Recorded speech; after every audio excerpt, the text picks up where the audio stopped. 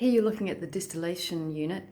We've got several sections. So the first one is the boiling flask at the bottom, and you can see that the heating element is well and truly on. It'll take about 15 to 20 minutes for that to start to boil, even if you put hot water in. And that's on a thermostat, so it will keep heating and then just easing off a little bit so that it doesn't overheat the whole unit. The bio flask sits on top of that, so the air vapor, water vapor, once it evaporates, comes up through this tube here, and all of the connections are greased so that even if they get sticky from the essential oil, you can hopefully take them apart afterwards. Sage is a bit of a problem though, that's very sticky. All of these kind of units have escape valves, if you like, if the pressure builds up. For instance, if you've got a plant matter in there which is too thick and gluggy and the air can't get through it properly, that can cause a little bit of strife, and you need pressure releases.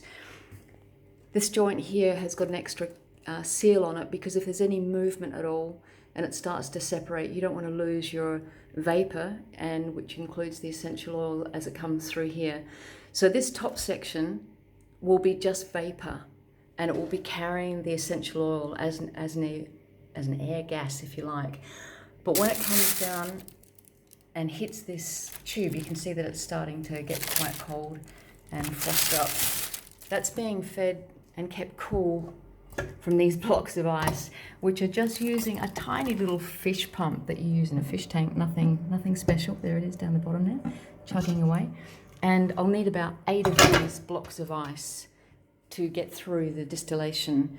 So how long does it take? Well, maybe 45 minutes to actually get the water vapor moving up through the biomass.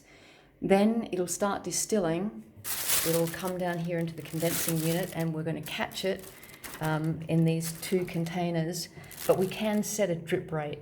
So as it comes off, we can separate the essential oil from the hydrosol.